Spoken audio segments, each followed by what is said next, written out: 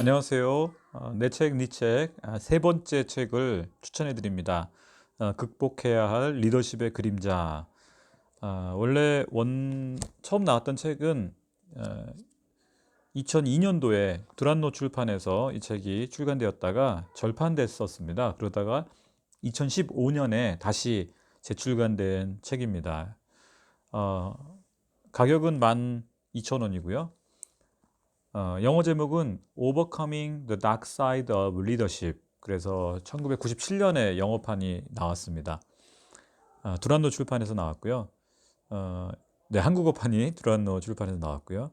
저자는 게리 맥킨토시 교수님, 우리 탈보신 학교 교수님이고, 또 셰뮤엘 리마, 우리 이글 하이츠 교회 목사님이시면서 또 그레이스 대학교와 탈보신 학교에서 교수로 또 사역을 하시는 분인데 아마 지금쯤 은퇴하시지 않았을까 싶습니다. 이게 책이 97년도에 나왔던 책이니까 굉장히 오래된 책이죠. 아주 잘 쓴 책입니다. 지구촌교회 이동원 목사님이 아주 강력히 추천했던 책입니다. 책의 목차를 좀 살펴보면 총 3부로 구성되어 있습니다. 1부는 리더십의 그림자를 이해하라. 그래서 1장 그림자의 기습 공격, 2장 그림자에 갇힌 사람들, 3장 어둠을 몰아내는 하나님의 빛, 4장 그림자가 자라나는 과정, 5장 그림자를 넘어 성공한 사람들, 6장 그림자의 역설. 그래서 그림자를 이해하라, 언더스탠딩의 관점에서 1부가 구성되어 있고요. 2부는 리더십의 그림자를 추적하라. 그래서 일종의 영어로 말하면 디스커버링이라고 되어 있습니다. 그래서 발견하라, 추적하라. 그래서 7장은 모세, 강박신경형 리더, 8장 솔로몬, 자기 도취형 리더, 9장 사울, 과대망상형 리더, 10장 삼손, 의존 반응형 리더, 11장 요나, 수동 공격형 리더. 그래서 5명의 성경 속 인물을 통해서 좀 분석하고 있습니다. 3부는 리더십의 그림자를 극복하라. 그래서 영어로는 redeeming이라고 표현했는데요. 네, 극복하라. 그래서 12장은 리더십의 위기 관리 5단계를 이제 개괄적으로 설명하고 있고요. 그것을 13장에서는 1단계 그림자를 인정하라. 또 14장은 2단계 과거를 탐색하라. 15장 3단계는 기대치에 좌우되지 말라. 16장 4단계는 영적 훈련으로 자신을 점검하라. 17장 5단계는 예수 안에서 자기 가치를 찾으라. 네, 그리고 이제 부록으로 성격 검사를 받을 수 있는 기관, 또 그룹 상담 서약서, 개인 헌장, 업무 평가, 또 그림자를 극복하기 읽어야 할 책들. 그래서 이렇게 부록도 나름 잘 구성되어 있습니다. 서론으로 좀 들어가기 전에 먼저 저자 서문이 좀 읽을만 한데요. 덫에 걸린 리더십 어떻게 해야 하나, 왜 리더십 문제를 연구하게 되었나 라고 하면서 이 책을 쓴 동기에 대해서 쓰고 있습니다. 책의 내용을 잠깐 일부 읽어드리면, 사람들의 주목과 선망을 받는 자리에 올라선 리더는 더욱 주의를 기울여야 한다. 대개 성공을 거둔 만큼 실패의 위험성도 높기 때문이다. 실패를 경험한 리더들의 인생에는 어떤 역설, 파라독스가 존재한다는 것인데, 불안과 열등감, 인정받으려는 욕구 등은 탁월한 리더십을 발휘하게 하는 원동력인 동시에 파멸을 재촉하는 요인이 되기도 한다.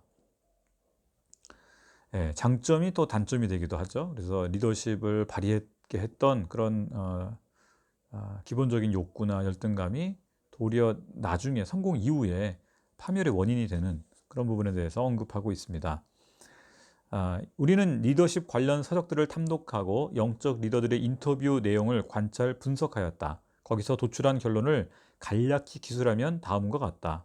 첫 번째, 모든 리더는 인성의 역기능 문제로 어느 정도 고통을 겪는다. 인성의 역기능은 사소한 것에서 심각한 것에 이르기까지 그 형태가 매우 다양하다.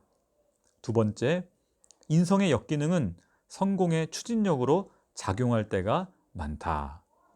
3번, 세 번째, 많은 리더들은 인성의 그림자에 의해 휘둘리고 있지만 이를 좀처럼 자각하지 못한다.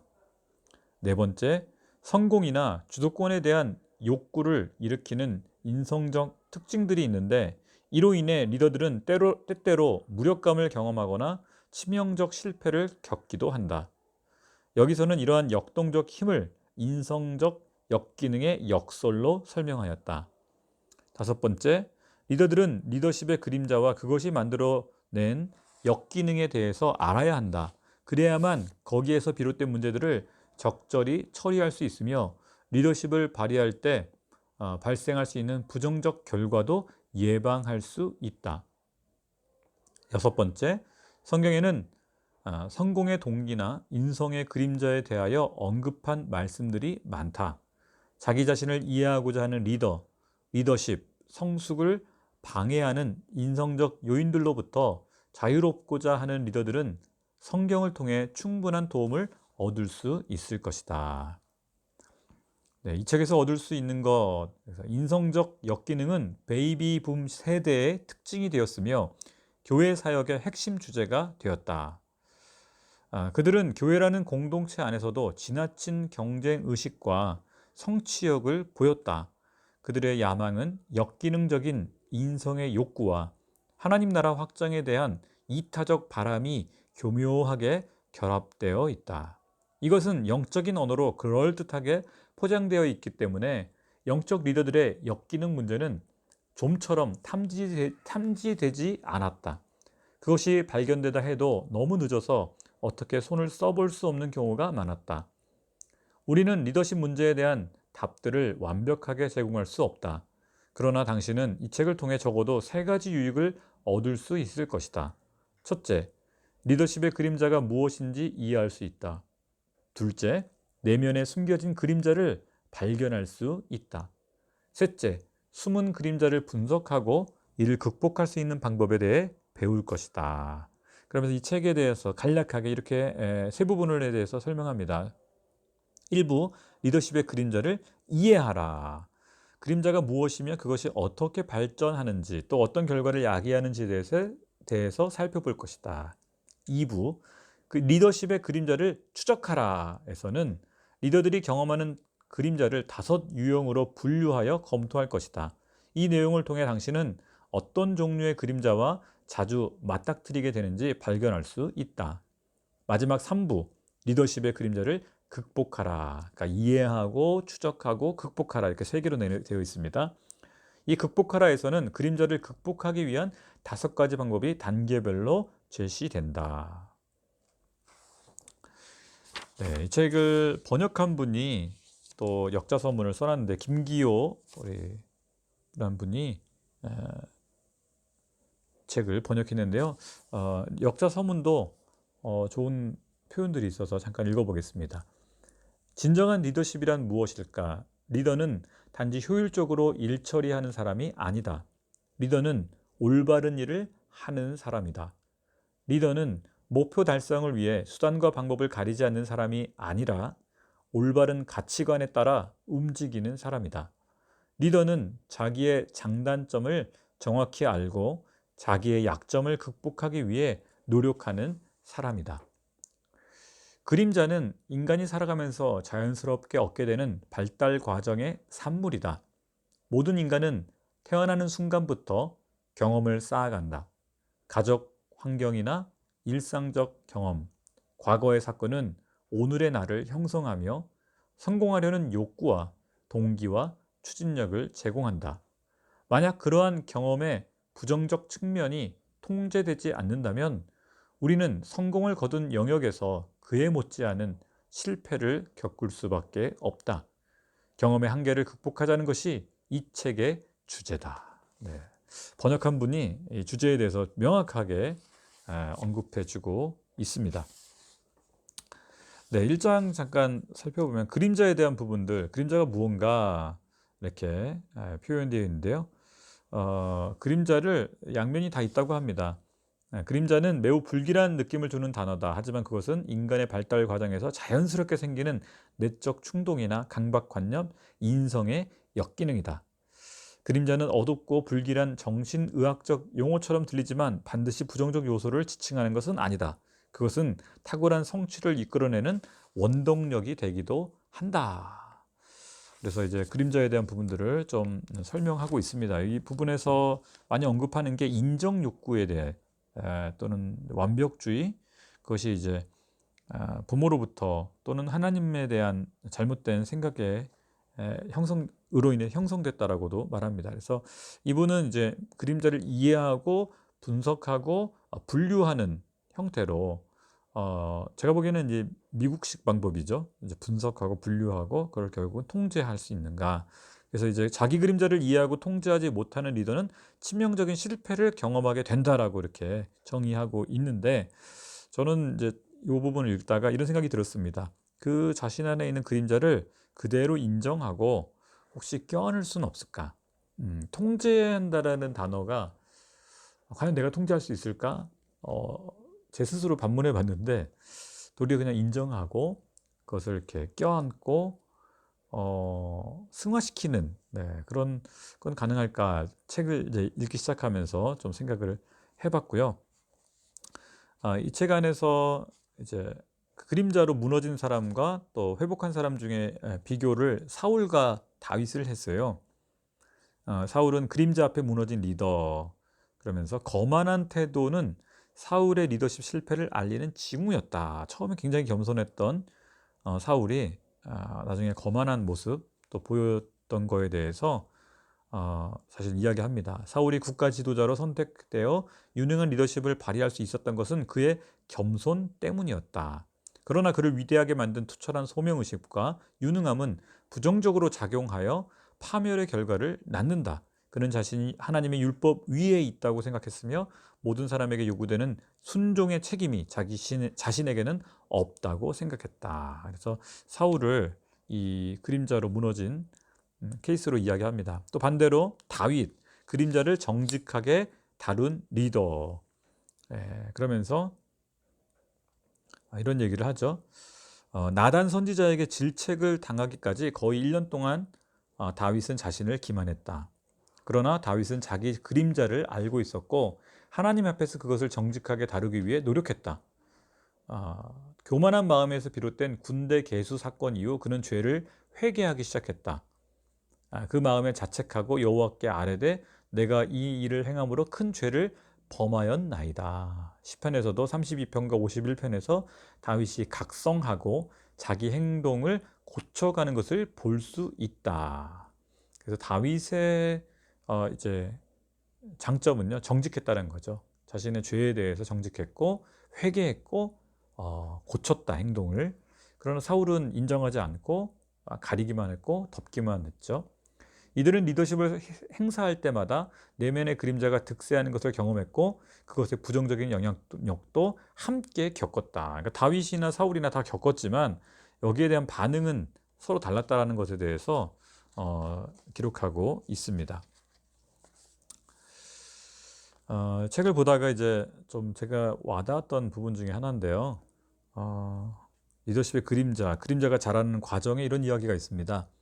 리더들 중 상당수가 비현실적인 기준을 가지고 있는 엄격한 부모나 완벽한 기준에 도달할 때까지 좀처럼 사랑과 인정을 표현하지 않는 완벽주의적 성향의 부모를 두고 있다. 이런 환경에서 아이들은 자신의 삶의 가장 중요한 사람, 곧 부모에게 반드시 인정받고 싶다는 욕구를 갖게 된다.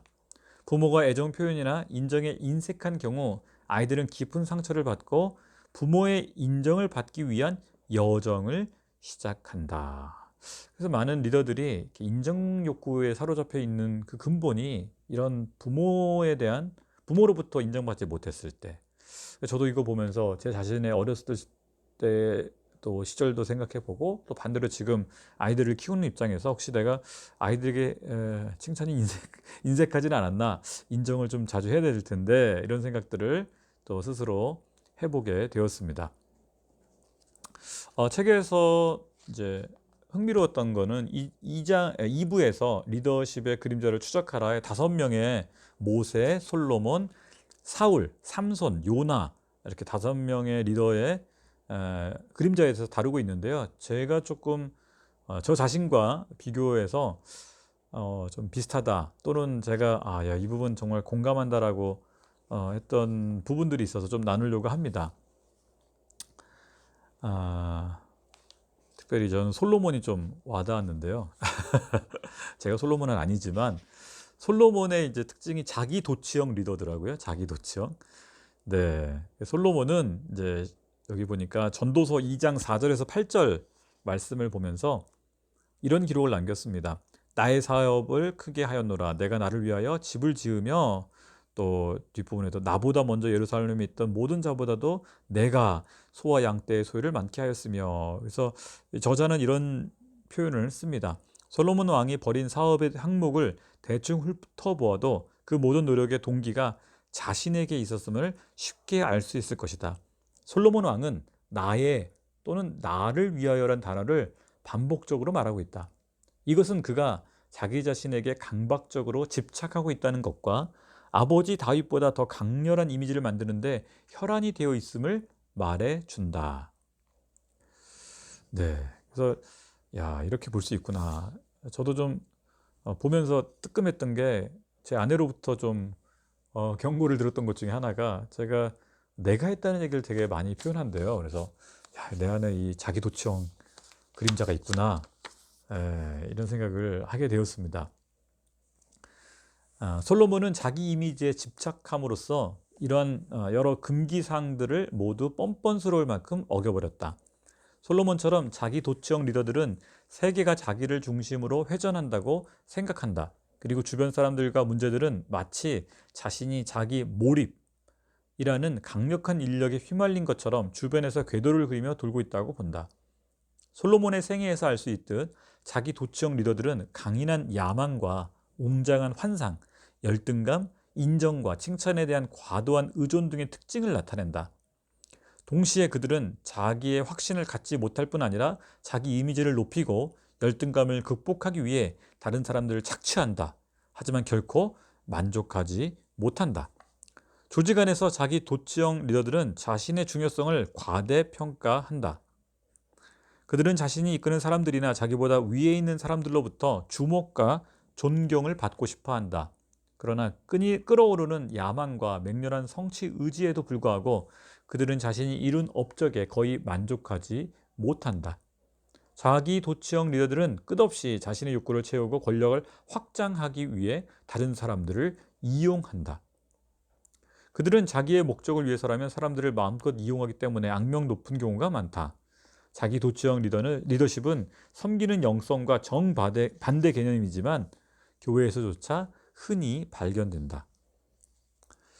너무도 많은 설교들이 하나님과는 상관없이 추종자들의 존경과 인정을 얻기 위한 수단으로 선포되고 있다.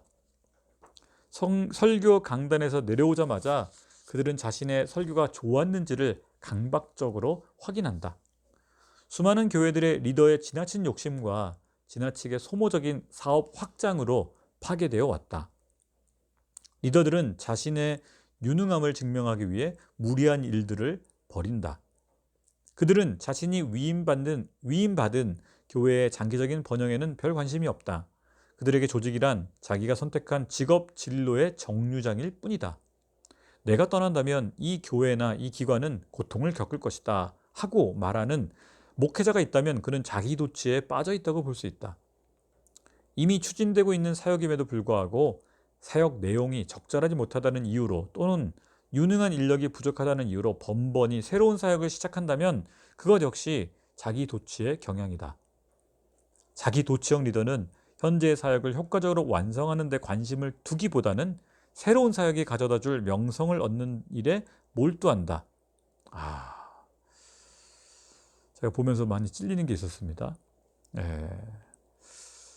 더군다나 그들은 이 모든 것이 하나님을 위한 일이라고 생각하기 때문에 제지당하는 것을 좋아하지 않는다. 그래서 자기 독선에 빠질 수 있다라는 경고를 하는데, 솔로몬을 보면서 저도 이런 그림자가 내 안에 있다라는 것을 보게 됩니다. 그렇죠. 이 5가지 리더들의 모습이 조금씩 다 제 안에 있음을 보게 되고요. 그 그림자를 인정해야 되는구나. 그런 생각을 하게 되었습니다. 또 제가 또 좀 약간 공감이 되면서 좀 읽어드리고 싶은 부분은 삼손인데요. 삼손의 의존 반응형 리더. 예. 의존 반응형 사람들의 특징은 다 행동보다 반응하려는 성향을 보인다는 점이다. 의존 반응형 사람들은 의존하는 사람들의 행동에 반응한다. 그들은 집안 문제를 숨김으로써 가정 질서를 유지하기 위해 다른 사람의 고통이나 문제, 행동에 반응하고 그들과 관계를 평화롭게 하려고 노력한다. 의존 반응형 사람들은 다른 사람의 행위와 감정에 대해서도 책임감을 느끼기 때문에 그들이 부적절한 행동을 했을 경우에 자신을 탓하곤 한다. 반면 다른 사람의 기괴한 행동에는 관대함을 보인다. 의존 반응형 사람들은 자신은 상처를 입더라도 다른 사람의 감정을 해치는 것만 피할 수 있다면 무엇이든 하려고 한다. 어떤 희생을 치르더라도 갈등을 피하고 싶어 한다. 이 부분에 제가 좀 찔렸습니다. 그들은 종종 평화 중재자의 역할을 하기도 한다. 의존 반응형 사람들은 매우 관대하고 헌신적인 것처럼 보인다. 그들은 지나치다 싶을 만큼 다른 사람의 일을 떠맡으려 한다. 아니오라고 말하는 것이 다른 사람의 감정을 상하게 한다고 생각하기 때문이다. 그 결과 의존 반응형 사람들의 마음은 도리어 분노와 좌절로 가득한 화약고가 된다. 너무 예스맨만 하다가 나중에 눌려서 이게 반대로 폭발하는 거죠. 의존 반응형 사람들은 다른 이의 감정을 지나치게 걱정하고 자신은 좀처럼 돌보지 않는 경향이 있다. 바로 이 다른 사람들을 지나치게 배려하기 때문에 또 이게 문제가 된다는 거죠. 의존 반응형 영적 리더들은 다른 사람의 부적절한 태도와 행동에 대해서도 자신이 책임을 지려고 한다. 과도한 책임이죠. 의존 반응형 리더는 모든 사람을 행복하게 하고 그들로부터 인정을 받기 위해 압사 직전까지 갈 만큼 지나치게 노력한다. 그러면서도 교회의 전반적인 사역 방향 등에는 별다른 관심을 기울이지 않는다. 목회사역이나 종교단체의 봉사활동은 다른 것들에 비해 의존 반응성을 더 부추긴다. 그러다 보면 자신을 돌보지 않은 채 다른 사람을 지나치게 돌보기 때문에 몸과 마음을 상하는 경우가 많다. 네, 저를 포함해서 제 주위에 이런 경우들이 좀 봅니다. 아무래도 사역을 하다 보면 다른 사람을 우선시하다 보니까 나 자신을 놓치고 내 안의 그림자를 놓치고 그것이 또 다른 형태로 폭발하는 경우. 네. 제가 5가지 모세, 솔로몬, 사울, 삼손, 요나 다 이제 제 안에 좀 그런 모습도 있었지만 특별히 솔로몬과 삼손에서 자기도취형 리더, 의존 반응형 리더에게서 저의 그림자를 좀 많이 공감하고 보게 된 것 같습니다. 책 중에 이제 링컨에 대한 이야기가 있어요. 이제 위기관리 5단계에서 링컨의 케이스를 이야기하고 있는데 상당히 실제적이어서 한번 나누어 보고 싶습니다. 링컨은 공개적으로 화내지 않는 것을 하나의 습관으로 삼았다. 훈련한 거죠, 스스로가. 그는 자신을 화나게 한 당사자에게 장문의 편지를 직접 써서 분노가 가라앉을 때까지 반복해서 읽었다. 그리고 결국에는 편지를 발송하지 않고 버렸다. 그는 이런 식으로 다른 사람을 자극하지 않으면서도 자기 감정을 발산했다. 이 부분이 참 중요한 것 같습니다. 자기 감정을 발산하는 거. 우리는 사실은 이제 자기 감정을 우리 크리스찬들이나 특히 리더들은 삭히거든요. 그래서 사실은 화병에 걸리죠. 속이 이제 문드러지죠. 아니면 암에 걸리던가. 그래서 이제 겉으로는 착한 사람인데 착한 아이 컴플렉스 또는 메시아 컴플렉스 같이, 그런데 이제 본 속은 썩는 거죠. 근데 이제 이 자기 안의 분노를 표출할 수 있어야 되는데 그걸 또 사람에게 표출해 버리면 이제 이게 갈등이 되고 문제가 되고 또 말이 와전돼서 또는 이제 전해져서 더 큰 화를 일으키죠. 근데 링컨은 그걸 글로써 표현하고 그걸 이제 건강하게 발산하는 법을 가졌던 것 같아요. 상당히 유용한 방법인 것 같습니다. 저희도 카톡으로 써서 볼대지 말고 자기 자신한테 이렇게 해결할 수 있는 방법을 사용하면 좋을 것 같아요.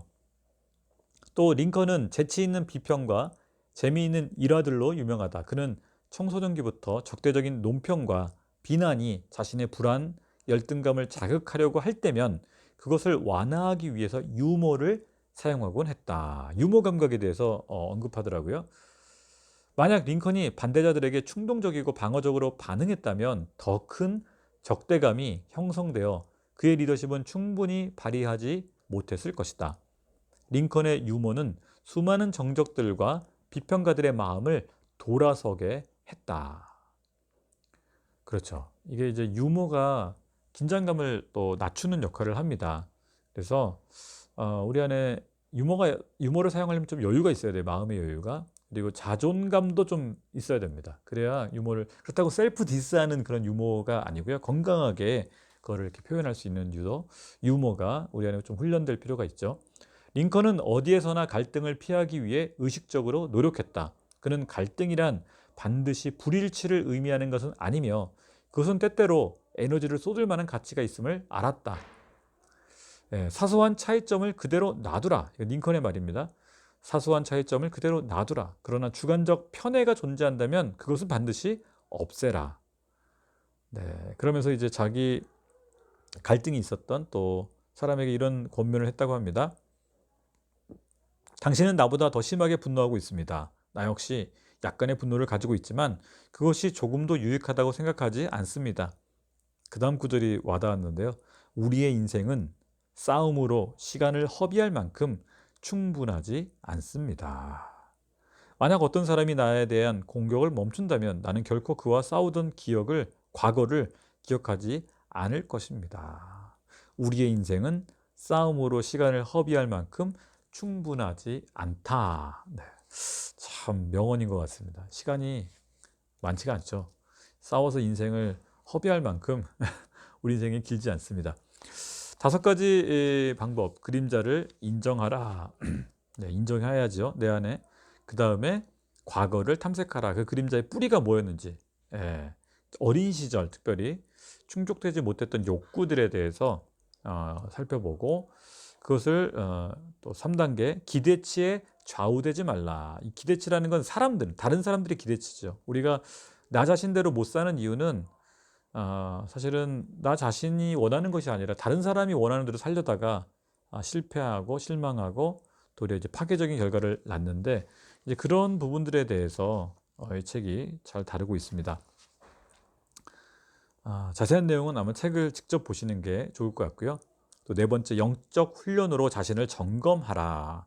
그래서 발견했으면 그를 사실 훈련을 해야 되는데, 영적 성숙을 위한 훈련으로는 성경 읽기, 너무 원론적인가요? 그런 성경 읽기를 제일 먼저 언급하고 있고요. 묵상, 묵상 생각하는 거죠. 신앙서적 읽기, 일기 쓰기. 이거 너무 초등학생 같은 표현이지만 사실 일기 쓰기 굉장히 좋다고 합니다.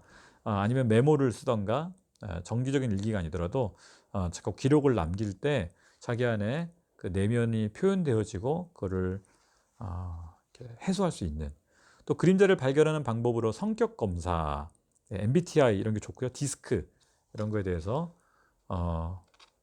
언급하고 있어요. 이 책은 MMPI에 대해서 또 언급하고 있습니다.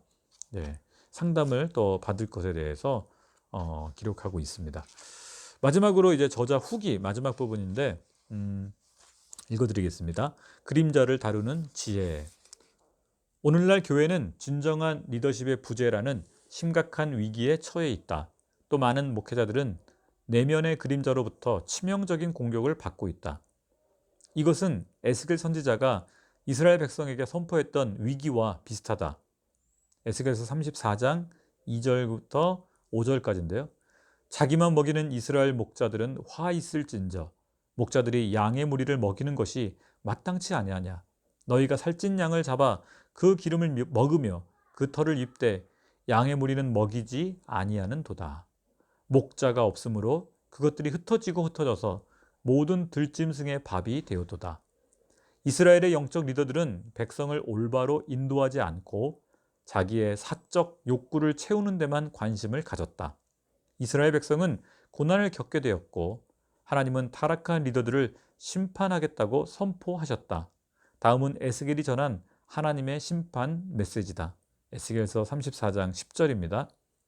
주 여호와의 말씀에 내가 목자들을 대적하여 내 양의 무리를 그들의 손에서 찾으리니 목자들이 양을 먹이지 못할 뿐 아니라 그들이 다시는 자기를 먹이지 못할지라. 내가 내 양을 그들의 입에서 건져내어서 다시는 그 식물이 되지 않게 하리라. 무서운 말씀이죠. 어떤 목자들은 직분을 남용하여 개인적인 욕구 만족을 위해 성도들을 이용한다. 오늘날 대부분의 교단에서 일어나는 영적 리더들의 실패는 교회의 생존을 위협하고 있다. 사람들은 불신과 냉소에 찬 목소리로 야유를 보낸다.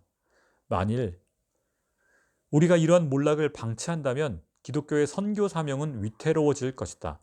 교회는 악한 영향력이 더 이상 번지지 못하도록 리더십의 문제를 비중 있게 다루어야 한다.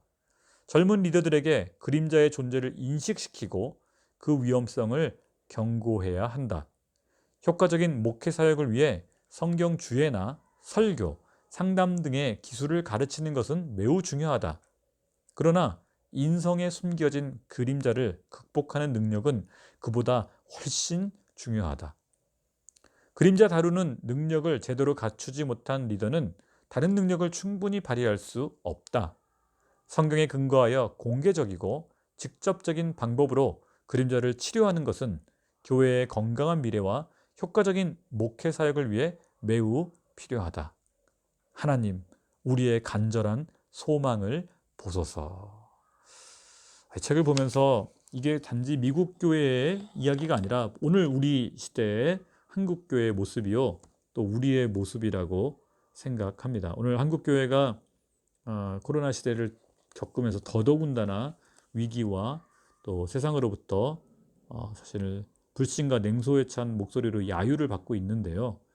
그 중심에는 성도들이 있는 것이 아니라 바로 우리 목회자들, 교회 리더십이 있습니다.